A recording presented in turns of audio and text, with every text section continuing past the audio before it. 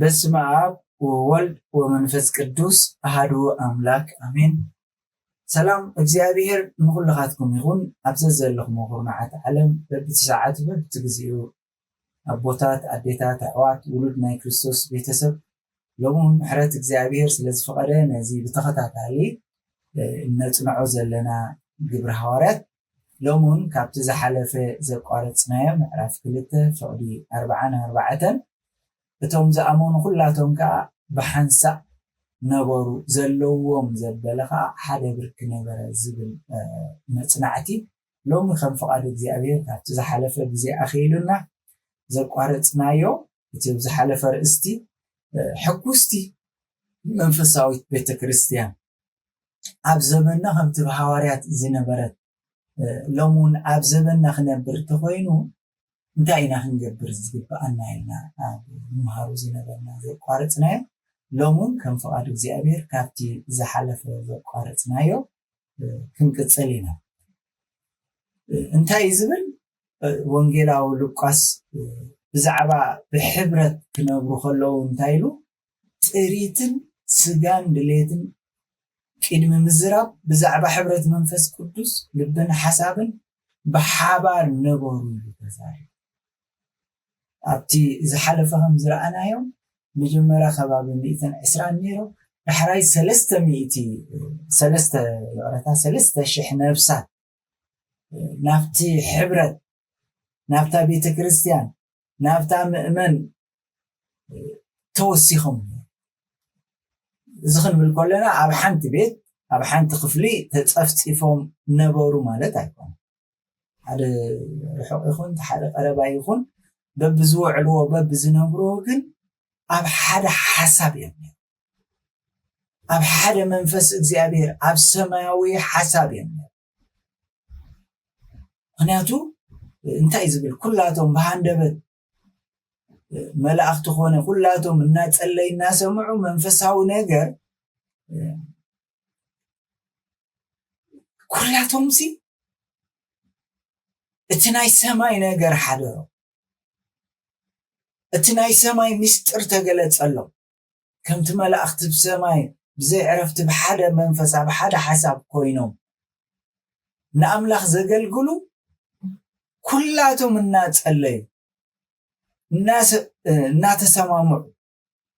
መንፈሳዊ ነገር ብሓባር እናሰርሑ እናዓየዩ ከም ዝኾኑ ሓደ እኳ እቲ ሓደ ካብ ካልእ ዝበልፅ ከም ዘይነበሮ ናብ ሓደ ሓሳብ እዮም ኣትዮም። እዚ ናይ መላእክቲ ሕብረት ናይ መላእክቲ ሃብቲ እዚ እግዚአብሔር ንደቂ ሰባት ንዓና ዝሃቦ መላእክቲ ከዓ ክሪእዎ ሃረግ ዝብሎ እዩ። ዝኾነ ይኹን ናተይ ዝብሎ ኣይነበሮን ናተይ ኢሉ ክፅውዕ ዝኽእል ኣይነበረን። ናይቲ ኩሉ እከይ ዝኾነ ክፉእ እግዚአብሔር ቆሪፅሎም እቲ ናይ ስስዕ መንፈስ እቲ ናተይ ንዓይ ዝብል መንፈስ ቆሪፅሎም ኣርሒቕሎም በቲ ዝገብርዎ ከዓ ነቲ ኩሉ ግዜ ከምታ ቀዲምና ብዝሓለፈ ዝበልናዮ ከመይ ገይሩ እግዚአብሔር ፀውዒና ንዓና ንሓጥኣንሲ እንታይ ዝበለ ፍቅሪ ፍቀረና ዝብል ናይ ምስጋና እዩ። ሽዑ ሓንቲ ዝብዋ ማዕዳ እንታይ ካብዚ ቐናን ወለዶ እዚ ደሓኑ ግብረ ሐዋርያት ምዕራፍ 2 ፍቕዲ 4 ዘሎ እዚኣታ መፈክሮም እዩ። ምክንያቱ ምስ ድሕነት ስምምዕ ዝመዓራረ ነገር እዩ። ምስ ሓድነትን ስምምዕን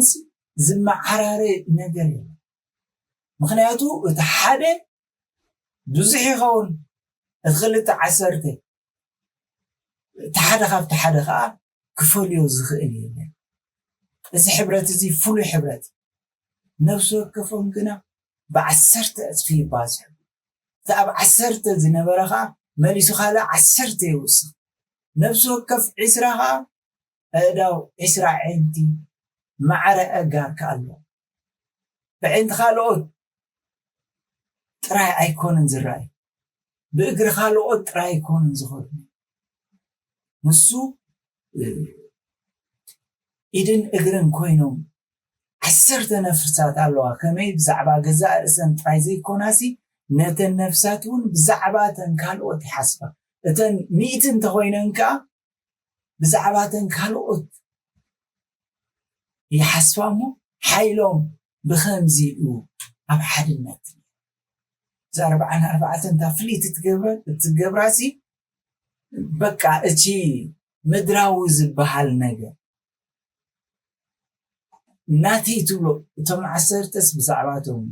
ሓደ እቶም ሓደ ብዛዕባቶም 10 እቶም 10 ብዛዕባ 100 እቶም 100 ብዛዕባ ሓደ ፍልይ ዝበለ ሕብረት ናተይ ዝብሎ ኣይነበሩ ናቱ ፍቲ 45 ድሕሪ ሓሊፍና ምዕራፍ 2 فقد 45 መሬቶም ጥሪቶም ይሸውጡ ንኩሎም ከዓ ከከም ዘድልዮም ይማቐልዎም ወይ ከዓ የማቐልዎም ሃዋርያት ንኣመንቲ ክህብዎም ኢሎም እዝሃቡ ከምዚ ንግበር ኢሎም ኣዋጅ ይኣወጁ እቶም ኣመንቲ ግና ብፍቕሪ ብልግሲ ናይ ምሃብ ክእለት ነይሩ ከምቲ መንፈስ ቅዱስ ናይ ኣምላኽ ኣብ ልቦም ዘሕደሮም ናይቱ ኢዱ ዝመልኣሉ ኩሉ ነቲ ናተይ እዚ ክቡር ኢሉ ከም ክቡር ዕንቂ ኣብ ኢዱ ሒዝዎ ንዓይ ክኾነኒ ንፅባሕ ክኾነኒ ኢሉ ዝነበረ ንዕኡሲ ምስቲ ዝሃበና እግዚኣብሔር ምስቲ ዝፀዋዕና ምስቲ ዝሓደገልና ሓጢኣትና ዝደምሰሰልና እግዚኣብሔር ምስኡ ኣይናፃፀርን ስለዚ እዚ ደኣ እንታይ ሞ ኣብ ኢደ ዘለዋ ሓንቲ ኮን ምስቲ ብሰማይ ዘለኒ ውህበት ኢሉ እዚ ፍልይ ዝበለ ነገር እዩ ብጣዕሚ ዘገርም ነገር ግን ኩላቶም ኣይኮኑ ገለ ውሑዳት ሰባት ከምቲ ገሊኦም ግሪኻውያን ፈላስፋታት ኣብቲ ግዜ እቲ ናይ ዓለም ጥራይ ዝጣበቡ ዝነበሩ ዘለካ ሂብካ ስቕ ምባል ዘለካ ዶ ናብ ባሕሪ ደርቢኻ ባሕሪ ምስ ዋሓጦ ኣብኡ ለኒ ይበሃል ዝኩዕሽነት እንታይ ከም ትገብሩ ዘለኹም ነቲ ሰብ ንፅሪት ኣምላኽ ኣትሒዙ ክሪኦ ንቤተ ክርስቲያን ክረክባ ክሪኡ ከለዉ እዚ ክፉእ ሓሳብ መልኦም ንዲያብሎስ ዘሐጉስ ግብሪ መረፁ ስለዚ ነቲ ዝነበሮም ጥሪት ከይህቡ ሰይጣን ማዕርኽ እንደይ ከም ዝዓንቀፎም ቅዱስ ዮሃንስ ኣፈወርቂ ክገልጽ ከሎ ከምዚ ኢሉ እዚ ከዓ ነቲ ውህበት ኣምላኽ ዝኾነ ሃብቲ ዝጥቀመሉ ዝሓሸ መንገዲ ከምዘየለ ገይሩ እዩ ዝጥቀመሉ እዚ ከዓ ምኽሪ ሰይጣን ነቲ ምኽሪ ሰይጣን ሓረይ ዝዋዕ ንፅባሕ ክኾነና ተሒዝናላ ነብስና እዚ ጉዕዞ እዚ እንተዘይ ቀንዐኸ ክርስትና ናይ ኣምላኽ ኢልና ንስዕቦ ዘለና ኣብ መንጎ ፋሕ ተበለኸ ጥራይና ክንተርፍ ከሲርና ዝብል ሰይጣናዊ ምኽሪ ሓሳብ ኣብ ልቦም ሓዙ ኢሉ ቅዱስ ዮሃንስ ኣፈወርቂ ነቲ ክቡር ክርስቶስ ብዋጋ ዘይትመን ዝቦም ዘሎ ኣይጠመቱን ቤተ ክርስቲያን ብትእዛዛትን ሕጋጋትን ዘይኮነስ ብህያው ብዝኾነ ብፍቕሪ ህያው ኣብነት ግብሪ ብምርኣይ ኣብ ቅድሚ ዓለም ኣርኣያ ብምዃን ንኩሉ ሰብ ከከም ዘድልዮ ንዕኡ ብዘሐጉስ ነገር ኣርኣያ ኮይኑ ምክንያቱ ቤተ ክርስቲያን ብትእዛዝን ሕጋጋትን ዘይኮነስ ብህያው ብዝኾነ ብፍቕሪ هي بزخونة أبنتاوي قبري بمرأي أكيد مع عالم أرأيا كونت بحبرة كمي جيران كل سب كم زاد ليو نجرات كم تفتسم له خمي جيرو خمس حبوس كم زغل هي أبنت كوينا ناب كل سب قربت نستمع مجبت نزحمة مخموتات أتنسات زعابي جبري ملكو تارئ أملاك ساعة كندي كم زهابك كساب كندي عابي نغير كم زقبر لك اندحر حاسبك اندحر حاسبنا اندحر حاسبه اتزاد لينا زبله كاو انتي رخيبنا خم زلنا سعب إيدا يزلو رخيبه يزلوه اندحر حاسبه نخالوقت نخمق ألتك أملاك سيك ساعة كندي كم زهابني اندحر حاسبه لكن عايزة دليل نزبله وسيلة ريحرو تزسترف ان خالق سبت كم معقل عايز أقدمني بيت كريستيان ازي مردا زعبينا نخردانا قدوس يوحنس أفورك انتايل مثلا جنزبكا ندخاتات بمهاب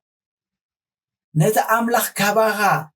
زدليو خبر مسواتي أقربالو معناتو أملاك ساعكندي كم زهابكا قدم ترديك لها اتزدليكا زبلها خاو تقبيلك لها سلازي دحرو تسترفه نخالوت كتم ما قلت أدمي تقيمنا زلو أملاك انتاي وعلتا جيرولنا عين سلازي إذا سلاز تردو إذا مسجبروا أفتر بعن شديش لأن حركينا نبتت صباح بحبرة عبيت مقدس كهيك قاربتو تانيعهم يكوبونا بارو أبعيتين جيرا ناقرسو بحبوس بقروه لبنا أملاخ النامسكونو بحنسا كوينو يبولعونا بفغري عبيلهم كابزخوني يغون صغطي زي جنقناك حراوتهم لبومن هيوتونكا نحبراوي أقلقلوت أملاخ وفي بس خمسة هيوتهم بحبار كبولعو خلو كي ترفه حبوس في السها كان معارز مكر نابران الله حجي إذا عينت نابران دحر نساتهم ينورو نيرو كم زبالة بحث عن الساتهم اندحر رغيبه قدوس باسيليس عبي انتايلو نازم انت خردعنا عتم فقراتيلو نتان مدحنت بيت كريستيان عب حدقا اتو زي مسممع نعبن كفو نقرنا وطينا عب حدا درنبه حورات كساب النخون صلوت كنقارص كم زي بلنا خنذكرها اتا بيت كريستيان كل غزي بحدنت راي تصل زنبرت نت سيطان زرو نت سيطان زمصو مفللاي توقع نبرت لومي اب حدا صلوت اب حدا امنت اب حدا حساب كنل سلازي نخل كل انا بتنتن كبلنا عدل زرخبه ازي سلسعنا ايو سلازي نوزي قدوس باسيليوس حبي نرسنا باه انت قبلنا ابترن عشنات دو انت إلنا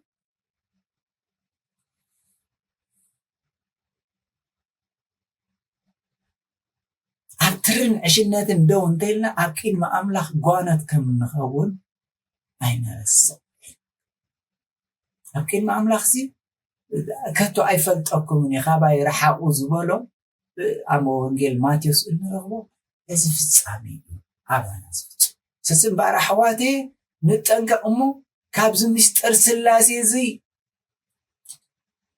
هاتو محواتي እዚ ምስጢር ስላሴ እዚ ንፍለጦ ከምቲ ስላሴ ኣቦን ወድን መንፈስ ቅዱስን ሓደ ዝኾኑ ሓደ ኣምላኽ ኢና ንፅውዕ ረእዩ በሸሓት ዝቁፀር እኳ እንተኾና ንሕና ሙሉእ ዓለም ሓደ ልቢ ክገብረና እግዚኣብሔር ፈጥ በሸሓት ዝቁፀር ሰባት ሓንቲ ነፍሲ ክንከውን ገበረና ብዙሓት ነፍሲ ብፍቕሪ ናብ ኣምላኽ ክንቀርብ ከለና ሓንቲ ነፍሲ ብዙሓት ልቢ ዘለዎ ሓደ ካብ ኮነ ኣቦን ወድን መንፈስ ቅዱስን ምንጭ ፍቕሪ ካብ ኮነ እንታይ ክንብል ኢና እዚ እንታይ ይሞት ክበሃል ካብ ቤተ መቅደስ ከይወፁ እቶም ኣይሁድ ኣብቲ ከባቢኦም ኣለዉ ይኹን እምበር ልክዕ እቲ ናይ ኣይሁድ መስዋእቲ ኣይቕርቡን እዮም ነይሩ ካብ ቤተ መቅደሶም ከዓ ገና ኣይሰገግዎምን ነይሮም ኣብ ሓደ ሓሳብ ኣብ ሓደ ልቢ ኮይኖም ግን እቲ ኣምላኽ ካብኦም ዝደልዩ እቲ ዝጸልዩ እቲ ለምኑ ዝበሎም ካብ ቤት ናብ ቤት ነፍሲ ወከፍ ብሓደ ቋንቋ ብዝረዳድእዎ ሓሳብ ብዙሓት ሐዋርያት ዝመሃርዎም ንሳቶም ከዓ ከምቲ ቋንቋ ዝተረድኦም ኣነባብራ ክርስትና ሃብቶም ደርብዮም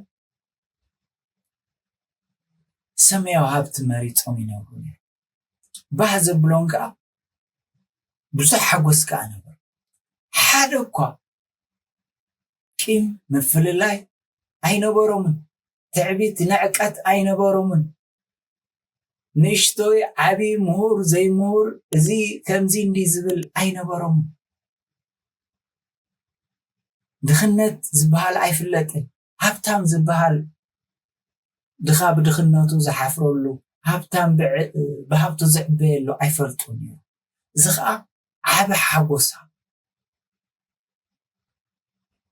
ኩሉ ከዓ ከም ወዲ ማሕበር እዩ ንርእሱ ዝቆጥራኒ ንሕድሕዶም ኣፀቢቖም ተኣሳሲሮም ተረዳዲኦም ኣብ ሓደ ሓሳብ ኮይኖም ይቕፅሉን እዮም ዋላ ካብ ማእከል ሓደጋ ዝኾነ ኣይሁድ ዘፈራርሕዎም እቲ ናይ ሮማ ስርዓት ተነበረ ግን ኣይፈርሑን ነይሮም ምክንያቱ እዚኣቶም ብግሩህ ልቢ እዮም ዝቐርቡ ብግሩህ ልቢ ክብል ከሎ እንታይ ማለት እቲ ዘሕዝን ግን እቲ ፅቡቕ ምስሊ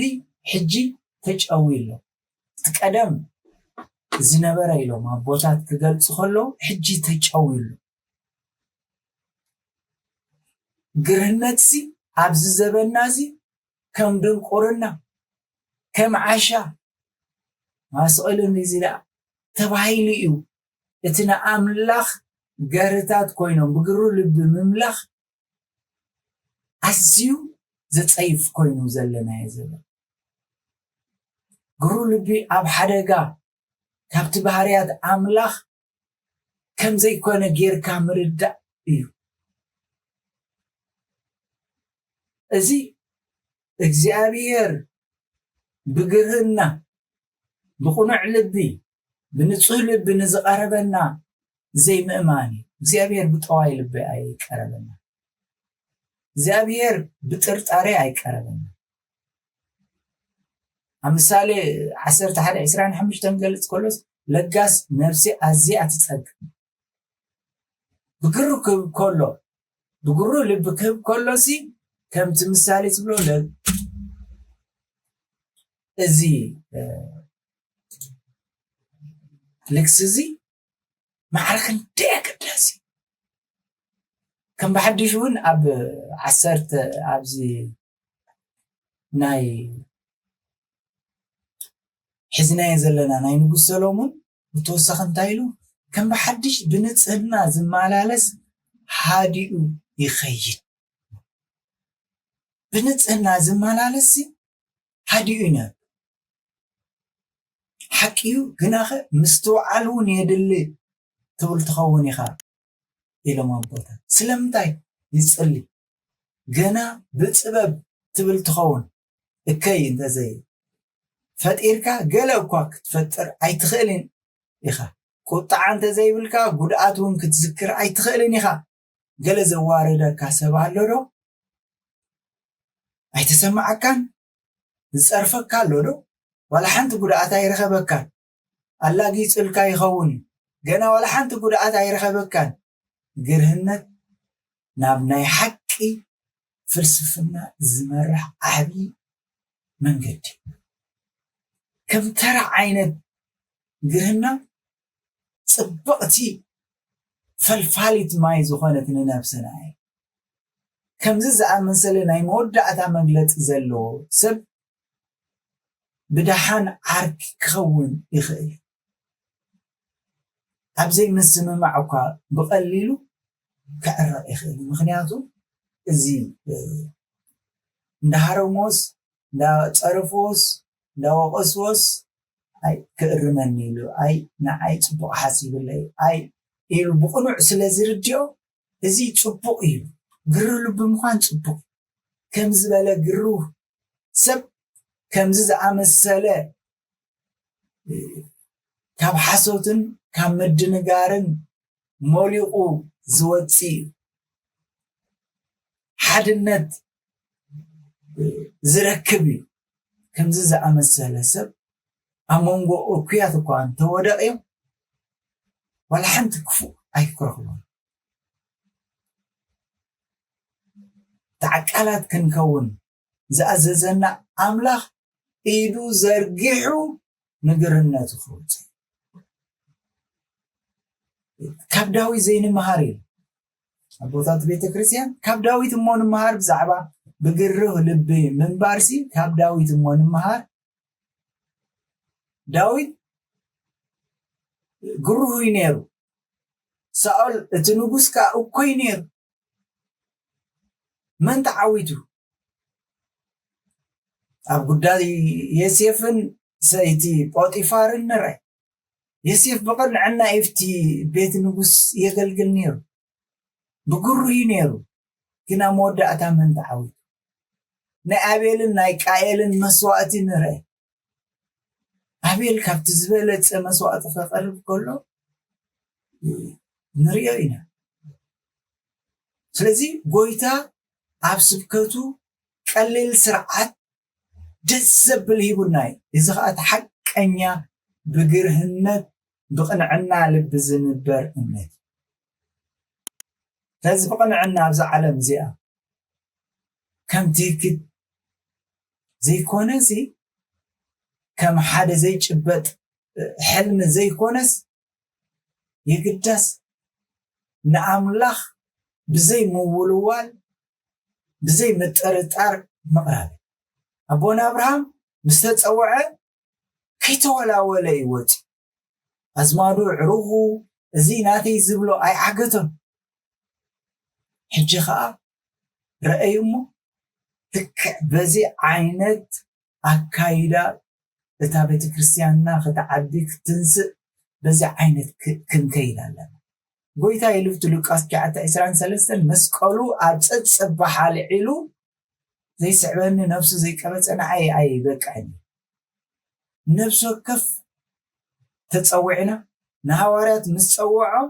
መርበቦም ሓዲጎም ብጥሪት እዚ ዓለም እዚኣ ጾር ከይተዓንቀፉ ንፃዋዒት ጓይታ ከም ዝተቐበሉ ብኣምላኽን ብሰባትን ክሳዕሎሚ ከም ዝነኣዱ ንሕና ከዓ ነዚ ግሩህ ልቢ ኣብ ዘመንና ጠፊእ ዘሎ ከም ድንቁርናን ከም ኣእምሮኻ ሰሓትካን ተገይሩ ዝቕፀል ዘሎ ነዚ ክንጥንቀቐሉ ቅድሚ ዕንቅፋት ኣብ መንገዲ ሰናይ እንተ ኣምሊጥካ ቅድስና ከቶ ኣይርከብን ኢሎም ቅዱስ ፍሌክስ ንሱ ዝበሃሉ ቅድሚ ዕንቅፋት ኣብ መንገዲ ሰናይ ኣብ ፅቡቕ እንድሕር በፂሕካ ናው መከራ ዘይብሉ ፅቡቕ ኣይኮነን እዩ ምክንያቱ መከራ ኣምላኽ ዘዳለውን ዓናንሰና ካብቲ ዝነበረካ ተሓሳስባ ክትወፅእ ይሕግዘካ እዩ ኢሎ እቶም ሕጂ ራዕራዕ ዝብሉን ዝፈርሁን መንፈስ ምስ ተቐበሉ ኣብ ማእከል ሓደጋ ደዩ ምስ ሓፂንን ኣስዮም ደልደሉ ነቲ ዋጋ ዝኽፈል ዋላ ነቲ ሞት ብመንፈስ ቅዱስ ተደሪኾም ደው ክብሉ ካብ ኣምላኽ ጸጋ ረኺቦም ነቲ ወንጌል ክዝርግሑ ጸኒዖም ነቲ ዝመጾም ዘሎ ክቃወሙ ኣብ ቅድሚ እግዚኣብሔር ኣምላኽ ደው ክብሉ ናብ ሰማይ ገጾም ከንቃዕርሉ ንኹሉ ከዓ ከም ክብረት ክርእይዎ ከም ዝኽኣሉ ስለዚ ብጸሎትን ውዳሴን ብሓደ ልቢ ይጸንዑ ነበሩ ካብቲ ዘለዎም ዘበለ ናተይ ዝብሎ ሓደ እኳ ኣይነበረን የልቦም ክብል ከሎ መንፈስ ቅዱስ ነዚ ዘድልዮ ከመይ እትፍረ መንፈስ ቅዱስ ዝኾነ ኣብ ኣቶም ኣብ ሂወት እቶም ኣመንቲ ፈረየ እንታይ ዝብል እትፍረ መንፈስ ቅዱስ ፍቕሪ ሓጎስ ዕርቂ ዓቕሊ ለውሃት ያውነት እምነት ህድኣት ይኣኽለኒ ምባል ዝብል ግብረ ሐዋርያት ምዕራፍ 2 ምዕራፍ 5:22 እንረኽቦ